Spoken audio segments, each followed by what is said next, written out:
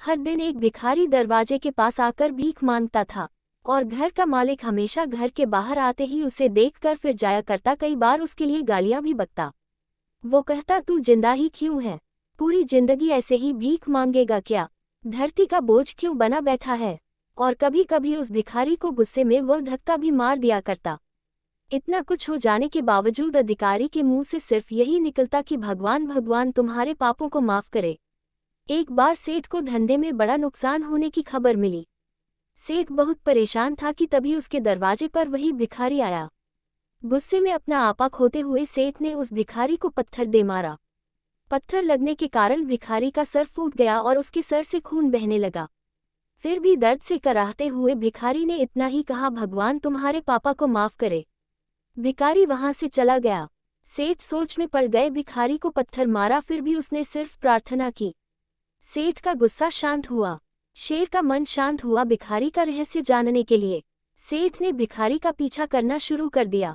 भिखारी जहां जहां जाता सेठ उसके पीछे जाता। सेठ ने देखा कि कोई उसको खाना देता, कोई उसको मारता, कोई अपमानित करता तो कोई गाली देता।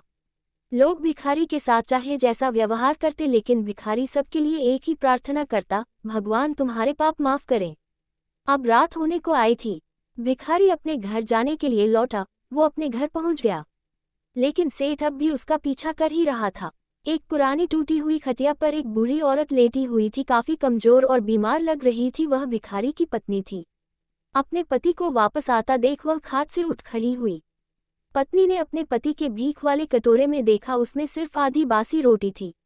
उसे देखकर वह बोली, आज बस इतना ही मिला, और हाँ, आपके सिर से खून निकल रहा है, ये चोट कैसे लगी? बूढ़ा भिखारी बोला, आज बस इतना ही मिला, किसी ने कुछ दिया ही नहीं।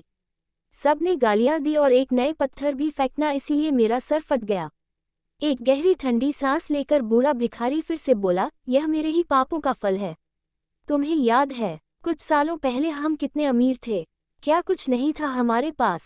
हमारे पास हर चीज जरूरत से ज्यादा थी, लेकिन हमने कभी दान नहीं किया।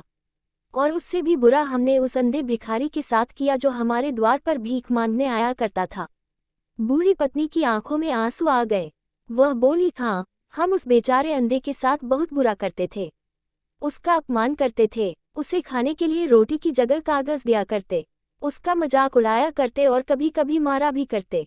मैंने कभी उसको रास्ता नहीं दिखाए। एक बार मैंने उसके मुंह पर मिट्टी भी फेंकी थी और वह हमेशा दुखी होकर यही कहता कि भगवान तुम्हें तुम्हारे किए की सजा देगा, भगवान तुम्हारे पापों की सजा जरूर देगा।